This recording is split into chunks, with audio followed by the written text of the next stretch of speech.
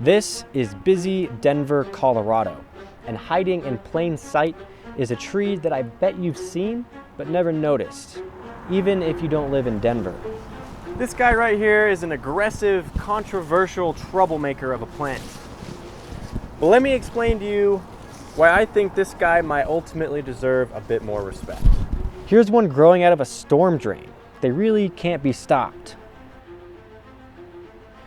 An unloved colonizer of basically anywhere, it thrives in alleys, cracks in sidewalks, train tracks, and the corners of almost everyone's backyard. Originally brought here from China to Philadelphia 250 years ago, its aggressive growth has now spread to all but 6 states. Because that's what it does, man. It's a talented plant. Even here in Denver, it requires no irrigation and thrives in terrible soil.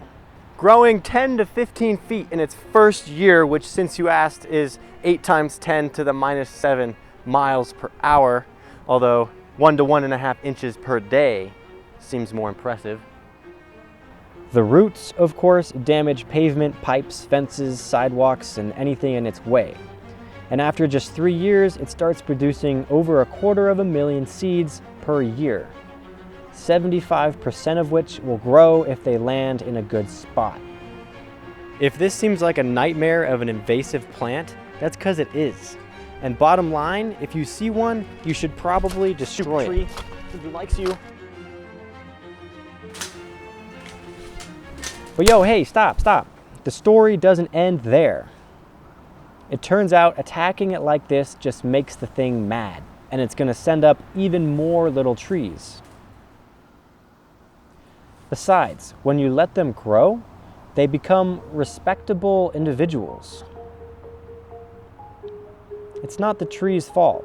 The tree is doing what trees do, just very, very well. And it's unfortunate to see such a successful plant demonized as an invader in need of extermination.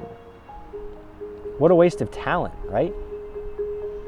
If only we could leverage its strengths to fix a bigger issue.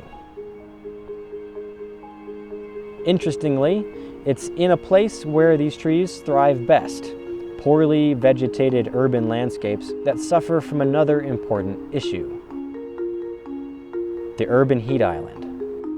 Heat islands occur in places where a lack of plants and excess of paved area traps heat, keeping temperatures hotter, especially at night. As heat waves become more frequent and intense in the future, heat islands will get worse too, impacting the health of residents and driving up electricity use from air conditioning.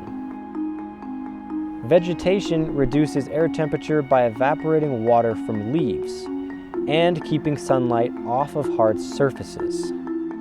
In urban neighborhoods like this one in Denver, where the tree of heaven is already well established, all we need to do is stop fighting it and let its strengths work to our advantage, rapidly growing shade in the urban areas that need it most.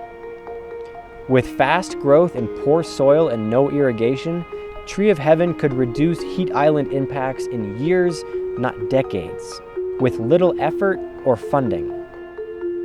Unlike the eastern US, in places out west like Denver, the tree does not seem to spread out of the cities, where it would interfere with native landscapes. Now, there's a lot to consider, and of course, in most areas, this plant should be removed.